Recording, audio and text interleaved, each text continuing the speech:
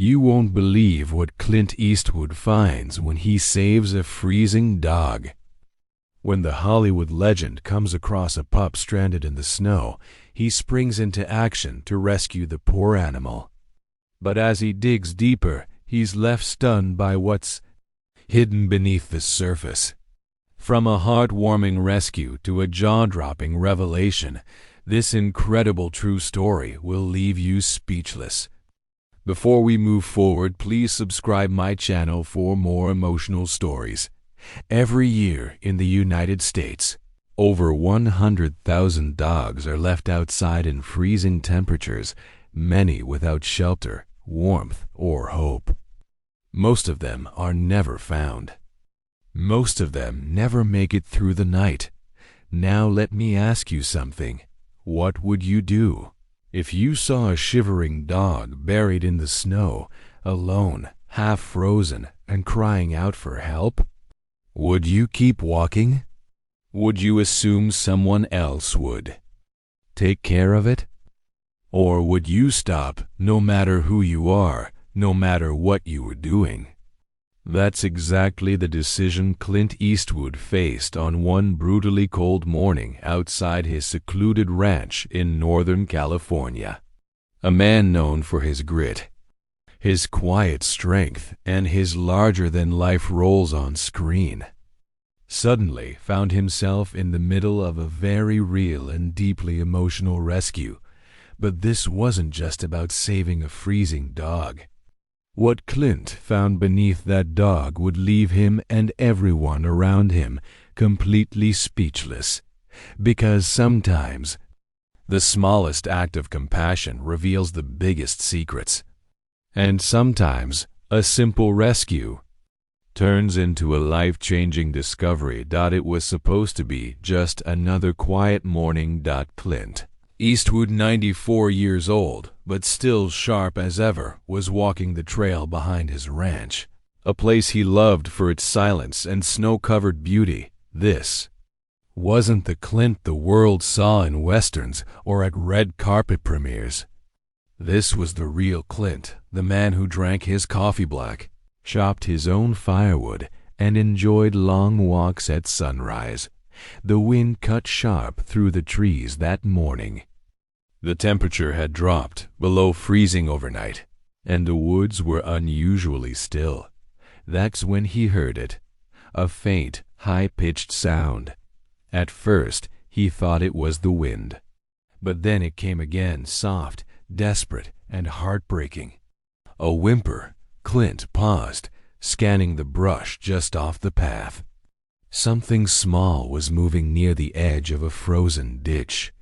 As he stepped closer, he saw it, a small dog, no bigger than a shoebox, curled into itself, half covered in snow, visibly shaking. It wasn't just lost. It was freezing to death. Clint's heart clenched. He'd always been known as a tough guy, the cowboy, the enforcer, the man with no name. But in that moment, none of that mattered. All he saw was a helpless creature, abandoned by the world, hanging on by a thread. He took off his coat without hesitation and dropped to his knees, scooping the little dog into his arms. The creature didn't even resist. It was too weak. Clint didn't speak. He just held the dog close to his chest, letting his own body heat try to do what the world had failed to. He didn't know where it had come from. He didn't know how long it had been there. But he knew one thing for sure. He wasn't going to let it die alone. Clint rushed back to his cabin with the tiny dog tucked tightly in his coat. Its body was trembling, fur soaked and matted with frost, and its breathing was shallow, barely noticeable. The dog, clearly a young pup, had no collar, no tags, just a thin scrap of a red ribbon barely clinging to its neck. Inside the warm cabin, Clint laid the dog near the fireplace on a wool blanket, rubbing its sides gently to stimulate circulation. He turned up the heat and filled a bowl with warm water, then knelt beside the animal, his eyes filled with concern. Time was critical. In temperatures this low, small dogs could suffer from hypothermia in minutes, and he didn't know how long. It had already been out there. Clint had seen many tough moments in his life. He'd lived through war, fame, loss, and heartache. But seeing this fragile creature barely clinging to life, it hit something different. This wasn't a movie. There was no script, no retakes. Just one moment. One life hanging in the balance. As he worked to warm the dog's paws, Clint couldn't help but wonder, how did this poor pup end up here? He lived on acres of private land, far from town.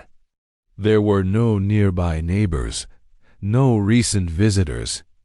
The roads were snowed in, and his trail was usually untouched by anyone but him.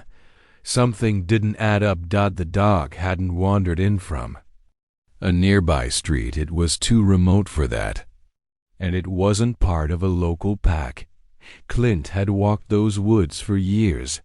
He knew every rustle, every shadow, every animal that belonged there. But this dog, it was new. It was scared. And it had been left there on purpose or by accident. He couldn't yet tell. Then, as he gently brushed the snow from its fur, he noticed something strange. A subtle bump under the dog's belly. Something hard. Something wrapped. It wasn't a bone. It wasn't an injury. Clint narrowed his eyes. He leaned in closer. Whatever it was, it didn't belong there. And whatever was coming next, he knew it, was no longer just a rescue. Clint gently lifted the little dog onto a soft towel and began to examine the hard lump he had felt earlier. The dog whimpered weakly, but didn't resist, its body too exhausted, too cold to fight. As Clint brushed aside the remaining frost-covered fur, he saw something unusual, a tiny piece of silver duct tape just beneath the dog's belly. His brow furrowed. He reached for a pair of small scissors from the nearby drawer, working with the kind of precision that only years of experience and deep concern can produce. Carefully, he snipped away the tape and found a small, clear plastic pouch hidden and fastened just beneath the dog's fur, tucked into a crudely sewn patch of fabric. The pouch was water-sealed, but clearly man-made. This hadn't happened by accident. Inside it was a tightly folded note. Clint's eyes narrowed as he unfolded the small, damp paper with steady hands. It wasn't just a note. It was a message, written in rushed, shaky handwriting. It read, "If you're reading this, please don't call the police. My name is Emily. I'm 9 years old. I had to hide this here. They won't let me talk to anyone. This is my dog, Rusty. If he got out, it means I couldn't. Please help me." Clint froze. The weight of those few words hit him harder than any role, any scene, any script he'd ever memorized. This wasn't just about a lost or abandoned animal anymore. This was a cry for help from a child. His mind began racing. Who was Emily? Where was she? Why had she chosen the dog as her messenger? How long had it been since she wrote the note? And more urgently, was she still alive? Clint stood up slowly, gripping the note like it was the most important paper he'd ever held. The dog Rusty stirred faintly, as if sensing that its mission had just been revealed. The quiet cabin was no longer peaceful. It had become the center of something far more serious, far more urgent, and far more heartbreaking than Clint could have ever imagined when he set out on his morning walk. Clint sat by the fireplace, the note trembling slightly in his calloused hands. The more he read it, the more real it became. This wasn't fiction. This wasn't drama. This was a child, trapped somewhere, sending her dog as a last desperate lifeline. He looked down at Rusty, who now seemed more than just a lucky survivor. He was a messenger, a four-legged plea that had somehow made it through the freezing woods and into Clint Eastwood's arms. Clint's military instincts kicked in. He didn't call 911, not yet. Emily's note was clear. Please don't call the police. That meant fear, urgency, secrecy. The situation was fragile, and any wrong move could put her in more danger. Instead, he turned to someone he trusted, Jenna, a retired investigative journalist and longtime friend who now lived a few miles down the mountain. Clint grabbed his phone and dialed her number. "Jenna, I need you to come over," he said without hesitation. "I found something, and someone might be in trouble." Within 30 minutes, Jenna arrived, bundled in snow gear, her face tense as Clint handed her the note. Her eyes scanned it quickly, and her expression shifted from confusion to horror. "Do you have any idea where this child could be?" she asked. "No, but this dog didn't just wander onto my land. Someone guided him here, or hoped someone like me would find him," Clint replied. They examined Rusty again. No microchip, no collar, but something caught Jenna's attention. "The red ribbon. It's knotted in a way I've seen before," she whispered, pulling out her phone. "It's a signal.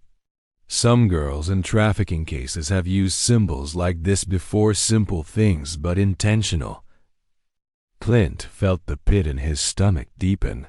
Whatever this was, it wasn't just a missing child. It was something darker. They contacted a local advocacy group that Jenna had worked with in the past, experts in child rescue and trafficking awareness. They agreed to keep things discreet and began working with Jenna and Clint to identify nearby properties where a child might be held or hidden. Clint never left Rusty's side. He kept feeding him, wrapping him in blankets, whispering to him like a trusted soldier in the field. "We'll find her, boy," he said one night, his voice cracking. "We'll bring her home." The old cowboy wasn't acting. This was personal. Now, and he wouldn't stop until he found Emily. 3 days passed in a flurry of tension, research, and bitter cold. Clint barely slept. Rusty stayed close, healing slowly but whining restlessly whenever Clint left the room, like he knew their mission wasn't done yet. Then, on the 4th night, Jenna got a call. Woman from the advocacy group had traced reports of suspicious activity at a rundown property just 15 miles from Clint's cabin. Locals had filed noise complaints and noted odd deliveries at strange hours, but nothing had ever been pursued seriously. The place was remote, tucked behind a series of frozen trails, mostly forgotten by the world. Without hesitation, Clint grabbed his coat. "I'm coming," he said firmly. Jenna protested at first. "Clint, let the professionals handle this." But Clint just looked at her with that steel-eyed resolve that had commanded screens for decades. "This isn't a role. This is real. And if that girl's there, I'm not sitting this one out." With Rusty riding in the back of his old pickup, they made their way through the icy backroads until the old building came into view, a sagging barn next to a trailer. Windows blacked out, a chain-link fence wrapped in barbed wire. As they parked at a distance, Rusty began barking, frantic, urgent. Clint's hand tightened around the steering wheel. "She's here," The rescue team, already en route, instructed Clint to wait, but something in his gut told him they didn't have that luxury. He approached slowly, whispering Rusty's name to keep him calm.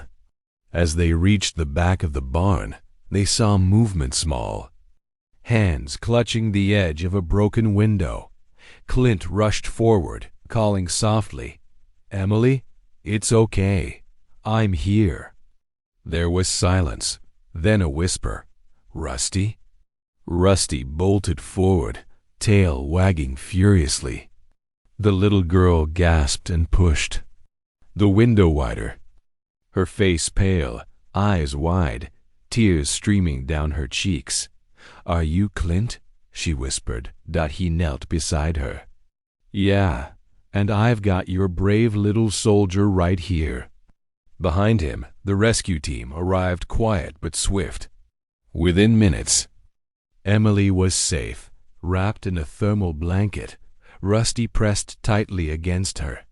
Authorities secured the property, revealing more disturbing details that would make national headlines later. But in that moment, for Clint, nothing mattered more than the warmth returning to Emily's face. She looked up at him and said, "I told Rusty to find someone kind." Clint smiled, his voice thick with emotion. "He did, sweetheart, and now you're safe." It was the role of a lifetime, and he didn't need a script. In the days that followed, news of Clint Eastwood's involvement in the rescue quietly spread, but he never sought the spotlight. He turned down interviews, refused media coverage, and simply said, "It wasn't about me. It was about doing what's right."